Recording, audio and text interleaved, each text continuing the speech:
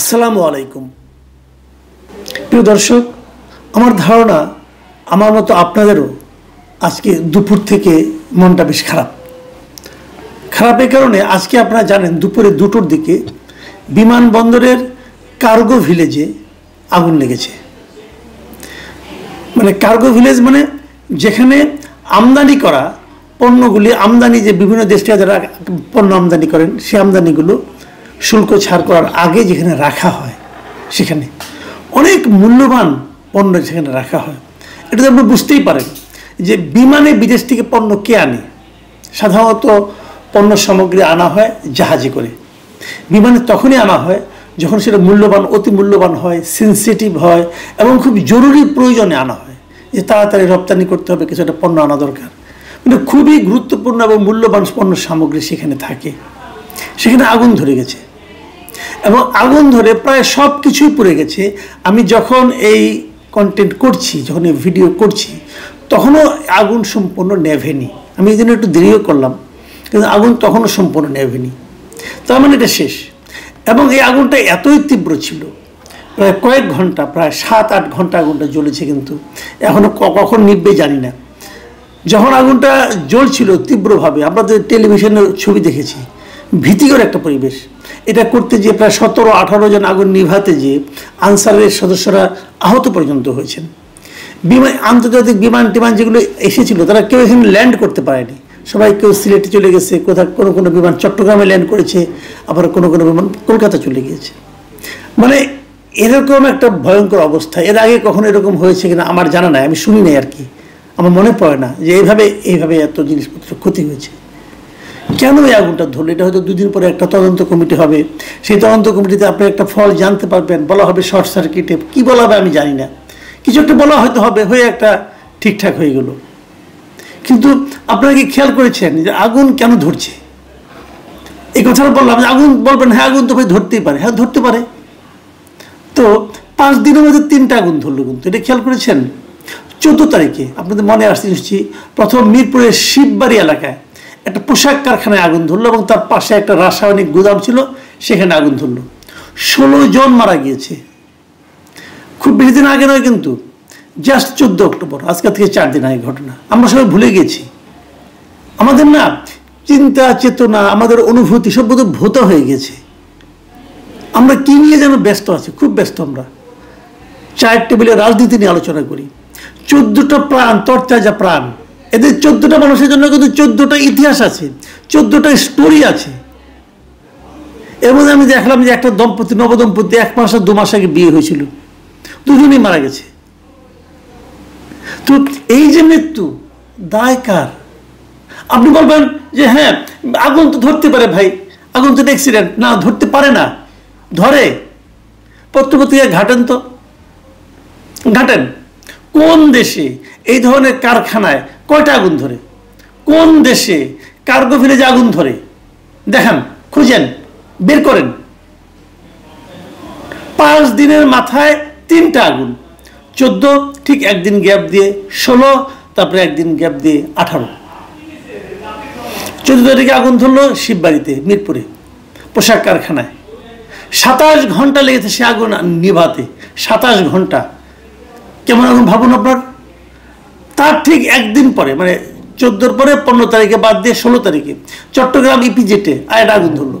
এই ইপিজেটের আগুন, ওটা তো অনেকটা বেশ সংরক্ষিত সুরক্ষিত এলাকা। সেখানে একটা টয়লে company, Adams টয়লে, cab, জিহং, surgical gown এগুলি বানায় তারা আর কি। সেখানে একটা 7তলা ভবন, সেই 7তলা ভবনে আগুনে প্রায় মোটামুটি সবই শেষ। এখানে কেউ মারা যায়নি, কিন্তু বিশাল একটা ক্ষতি হয়ে গেছে, সব পড়ে গেছে। তারপরে 17 তারিখে গ্যাপ দিয়ে 18 তারিখে আবার আরও বড় ক্ষতির পরিমাণ। এটা হলো কার্গো ভিলেজে আগুন। 2টার দিকে লেগেছে। আমি যখন আজকে 9:30টার সময় রেকর্ডিং করছি তখনও আগুন জ্বলছিল, নিয়ন্ত্রণে এসেছে, এখন জ্বলছিল, কিন্তু যা ক্ষতি যা হবার তা হয়ে গেছে। তো এখন এটাকে কি বলবেন? এটা কি কোনো ষড়যন্ত্র হতে পারে? আমি ওই আলোচনায় যাওয়ার আগে আমি 2টা পলিটিক্যাল বক্তব্য আপনাদেরকে পড়ে শোনাই। মির্জা ফখরুল ইসলাম আলমগীর, দেশে এখন এই মুহূর্তে সক্রিয় পলিটিক্যাল পার্টিগুলির মধ্যে সবচেয়ে বড় পার্টি। ফখরুল ইসলাম আলমগীর কি বলেছেন তিনি আজকে ঘটনাকে বলছেন যে এই গত কয়েকদিনের আগুন এবং আজকে শাহজালাল বিমানবন্দরের আগুন এটা নাকি একই সূত্রে গাথা।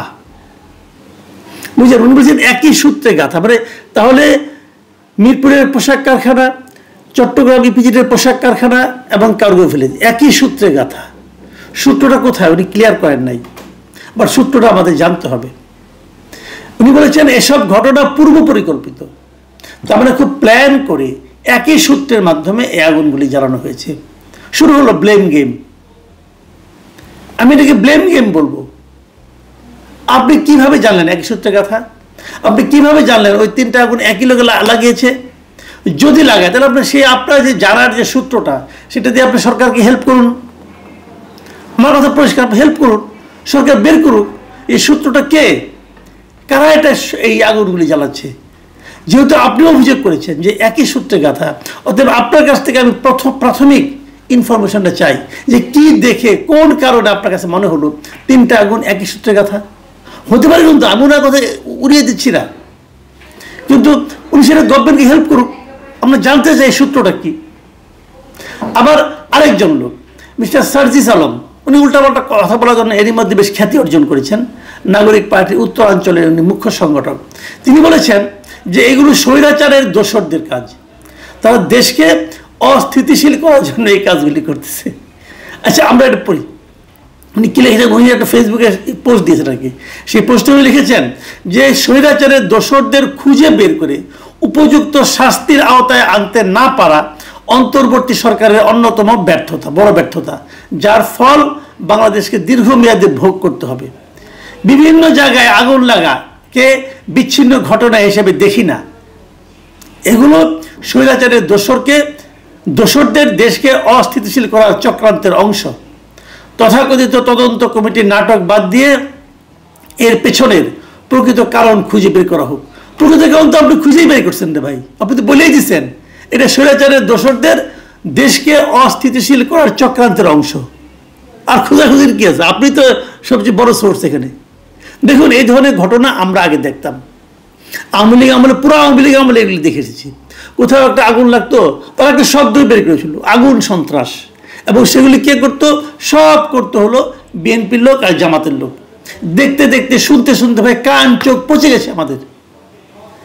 সমস্যাটা কি হয়, যখন সরকার থেকে বলা হয় অথবা সরকারের গুরুত্বপূর্ণ ব্যক্তিরা বলে দেন, একটা ব্লেম দিয়ে দেন একটা লোকের উপর যে এটা ওরা করেছে, তখন কিন্তু প্রকৃত অপরাধী অন্য কেউ কিনা এটা কিন্তু আর কেউ খুঁজে দেখে না।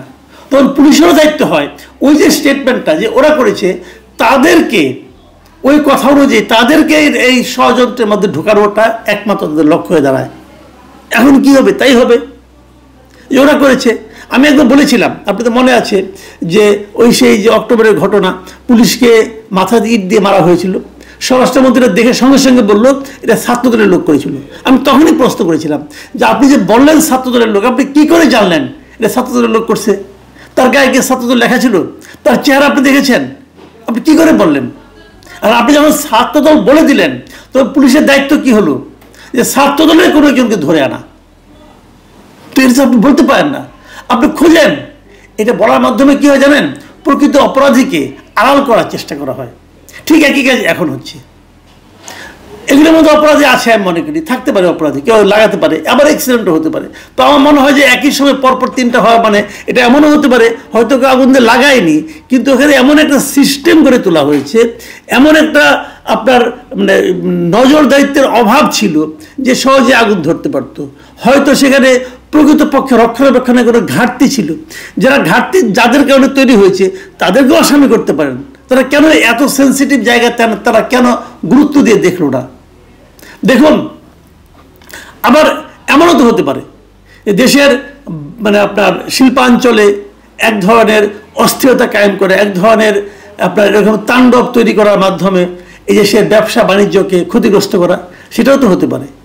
আমরা দেখেছি, কিন্তু আপনাদের মনে আছে কিনা জানি না, এ মাসেই এই অক্টোবরের 12 তারিখে বিজিএমইএ কিন্তু একটা নিজেরা একটা প্রেস কনফারেন্স করেছিল, এবং সেই প্রেস কনফারেন্সে তারা বলেছিল, প্রেস ব্রিফিংয়ে তারা বলেছিল যে দেশে 1 বছরে মানে অক্টোবর, তো গত অক্টোবর থেকে এই অক্টোবর পর্যন্ত এই সরকার আসার পর 1 বছরে 185টি তৈরি পোশাক কারখানা বন্ধ হয়ে গেছে। কার আমলে বন্ধ হয়েছে? এই ডক্টর ইউনূসের নেতৃত্বাধীন অন্তর্বর্তী সরকারের আমলে। 185টা। পৃথিবীতে আমার অনেক দেশ আছে যেখানে 185টা গার্মেন্ট ফ্যাক্টরি নাই, আর আপনার এখানে 1 বছরে 185টা গার্মেন্ট ফ্যাক্টরি বন্ধ হয়ে গেছে। এগুলোতে লোকজন চাকরি করতো না? করতো। তো বন্ধ হয়ে গেলে তাদের কি হবে? তারা বেকার হয়ে যাবে। তারা বেকার হয়ে গেছে। কেন বেকার হয়েছে? সুশাসনের ধাক্কায়। আমরা তো ভেবেছিলাম ডক্টর ইউনূসের মতো লোক ক্ষমতায় আসবে, আন্তর্জাতিক খ্যাতি সম্পন্ন ব্যক্তি আসবে, সারা দুনিয়াতে আমাদের ব্যবসা বাণিজ্য একদম রমরমা হয়ে যাবে, খালি ডলার আসবে, ইউরো আসবে, পাউন্ড আসবে। এখন হলো কি, রপ্তানি কমে গেছে এই 1 বছরে 5 থেকে 6%। যে শিল্পটার উপর আমরা সবচেয়ে বেশি নির্ভর করি, 1 বছরে তার ইনকাম, আগে যা রপ্তানি করতো, রপ্তানির মাধ্যমে তো ইনকামটা হয়, আগে যা রপ্তানি করতো তার থেকে 5 থেকে 6% রপ্তানি কমে গেছে। রপ্তানি কমে গেছে মানে বৈদেশিক মুদ্রা আয় বন্ধ হয়ে গেছে। আর এর কারণে এই যে বন্ধ হয়ে গেছে যে এতগুলি পোশাক কারখানা, এর জন্য হাজার হাজার শ্রমিক বেকার হয়ে গেছে এই সরকারের আমলে। আর এখন যখন পোশাক কারখানা, 2টা পোশাক কারখানা আগুন ধরলো, এর নেতিবাচক প্রভাব পড়বে না? পড়বে। তো আমাদের অর্ডার কমে যাবে না? কমবে। তার মানে আগামী বছর হিসাব দেখবেন আরো ভয়ঙ্কর অবস্থা। এবং তার পাশাপাশি এই যে কার্গো ভিলেজে যখন আগুন হয়, তখন এটার মধ্যে মানুষের, যারা নাকি আমাদের এখান থেকে অনেক কিছু নেয়, আমাদের এখান থেকে আমরা যাদের কাছে রপ্তানি করতে পারি, তাদের কিন্তু আমাদের উপর আস্থা কমে যাবে। সবগুলি মিলে ক্ষতি হবে কার? দেশের ব্যবসা বাণিজ্যের। তো যদি আমি এখানে একটা সূত্র খুঁজি যে 5 দিন ধরে আগুন ধরছে, তার আগে কি ধরেছিল, তাহলে কি আমি বলবো সুপরিকল্পিতভাবে এদেশের অর্থনীতিকে পঙ্গু করে দেওয়ার একটা প্রচেষ্টা চলছে? প্রিয় দর্শক, আপনারা হয়তো বলবেন যে অনেক বড় অভিযোগ করে ফেললাম। হ্যাঁ, ছোট মুখে অনেক বড়ই অভিযোগ করে ফেললাম, কিন্তু অভিযোগটা নিয়ে নিজেরা একবার একটু চিন্তা করে দেখেন। প্রিয় দর্শক, এখন এই পর্যন্তই। আল্লাহ হাফিজ।